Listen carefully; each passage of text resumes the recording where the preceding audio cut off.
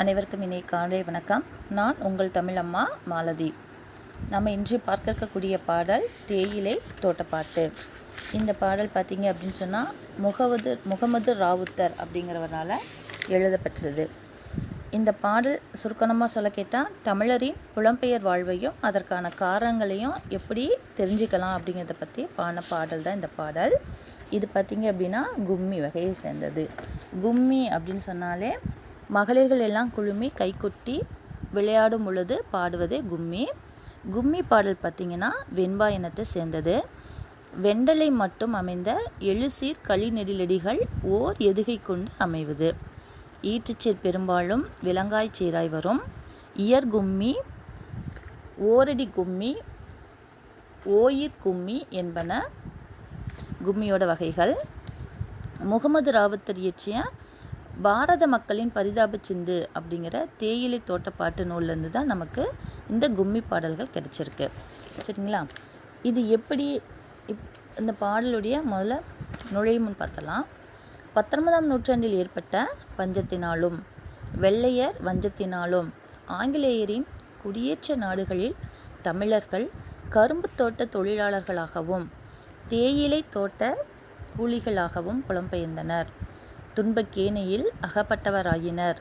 விளிம்பு நிலை வாழ்வு துயரம் தோய்ந்தது. அவர் விம்மி விம்மி அழுத குரலை காற்று கேட்டிருக்கலாம். தஞ்சமில்லாத அவர்கள் நிலையை பாரதி பாடினார். வெகு சனங்களிடையே கும்மி பாடல்களாக வந்த இத்தகைய சிறு நூல்கள் இத்துயரை பேசின.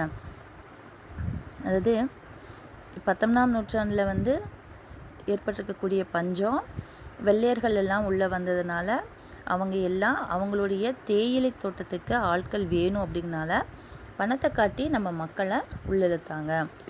அதை பற்றின பாடல் தான் இது. எப்படியெல்லாம் மக்கள் போய் கஷ்டப்பட்டாங்க அப்படிங்கிறது தான்.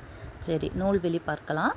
நம் பாடப்பகுதியில் இடம்பெற்றுள்ள கும்மி பாடல்கள் பாரத மக்களின் பரிதாப சிந்து என்ற தேயிலை தோட்டப்பாட்டு என்னும் நூலில் இருந்து எடுத்தாளப்பட்டவை. மக்கள் இயல்பாக தங்கள் வாழ்வில் ஏற்படும் தாக்கங்களை பாடல்கள், கதை பாடல்கள் உள்ளிட்ட இலக்கிய வடிவங்களில் வெளிப்படுத்துகின்றனர். பல்வேறு பொருள்கள் பற்றிய இவ்வெளிப்பாடுகள் மெல்லிய தாளில் பெரிய எழுத்தில் மலிவான அச்சில் 19ஆம் நூற்றாண்டின் இறுதியிலிருந்து 20ஆம் நூற்றாண்டின் முற்பகுதி வரை சிறு சிறு நூல்களாக வெளியிடப்பட்டன. வெகுசன இலக்கியம், முச்சந்தி இலக்கியம், குஜிலி நூல்கள், காலனா அரையனா பாட்டு புத்தகங்கள், பெரிய எழுத்து புத்தகங்கள், தெரு பாடல்கள் என்று இந்நூல்கள் பலவாறாக அழைக்கப்பட்டன. செவ்வியல் இலக்கிய மரபு பாடாத, சொல்லாத அல்லது புறக்கணித்த கருப்பொருள்களை எல்லாம் இத்தகைய நூல்கள் பாடுபொருள் ஆக்கின. சரி, இந்த நூலை பற்றி சுருக்கமாக இன்னைக்கு பார்க்கலாம்.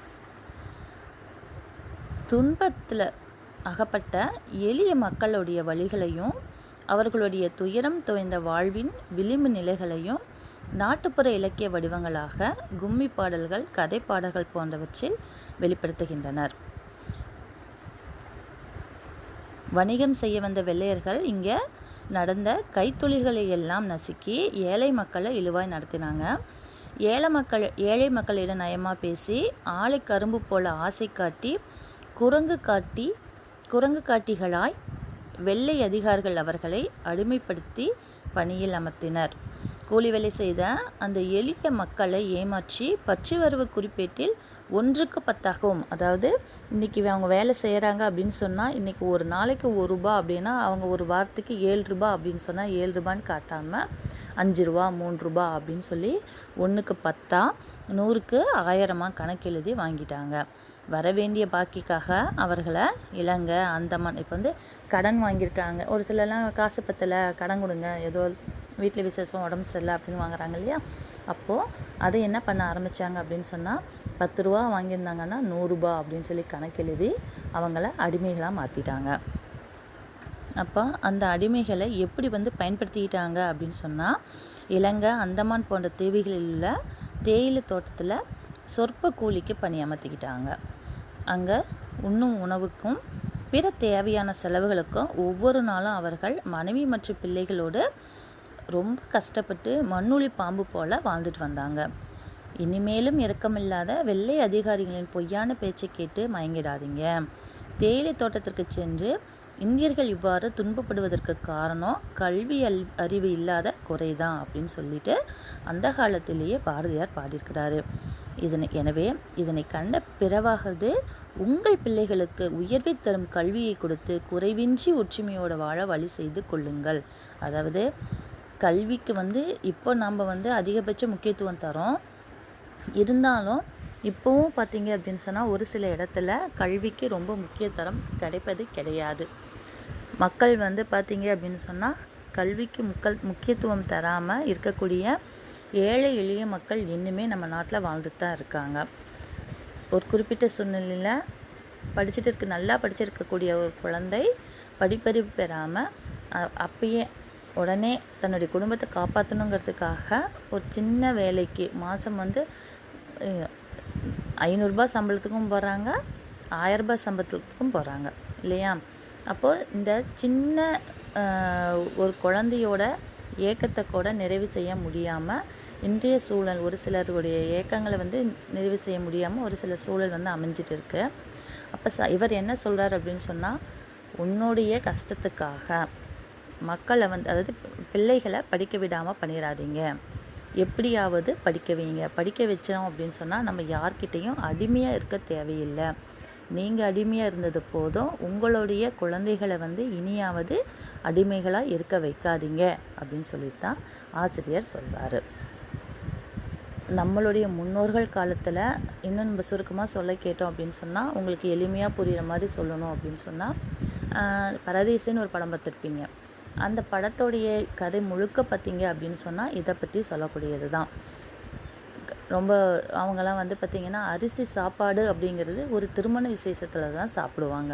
மற்ற நேரத்துலாம் கஞ்சி கூழ் அப்படின்னு குடிக்கிறவங்க அரிசி சாப்பாடு அப்படிங்கிறது இவ்வளோ ஒரு சந்தோஷம். ஏதாவது ஒரு பெரிய ஒரு வீட்டில் கல்யாணம் அப்படின்னா மட்டும்தான் அரிசி சாப்பாட்டை பார்க்க முடியும்.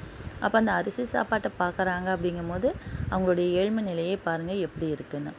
அப்போ இப்படி வேலைக்கு ஆள் கூப்பிட்றாங்க வாங்க அப்படின்னு சொல்லிட்டு கூட்டிகிட்டு போயிட்டு இதே மாதிரி தான் 10 ரூபா கடன் வாங்கியிருந்தோம் அப்படின்னு சொன்னால் 100 ரூபான்னு கணக்கு காமி, இன்றைக்கி நீ வேலை செய்ததுக்கான கூலி இதுதான் அப்படின்னு சொல்லி, அதாவது படிப்பறிவு இல்லாதனால நம்ம எந்த காட்டினாலும் கைரேகை வச்சுட்டு வரக்கூடிய சூழ்நிலை.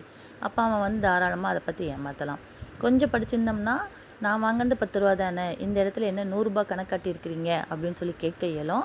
ஆனால் அந்த இடத்துல அதை கேட்கக்கூட முடியாத பாமர மக்கள், ரொம்ப பிரச்சனை இருக்கக்கூடிய மக்கள் ரொம்ப கஷ்டப்படுறாங்க. அதுதான் அந்த படத்தில் காட்டியிருப்பாங்க. அதே தான் இந்த தேயிலை தோட்டப்பாட்டு.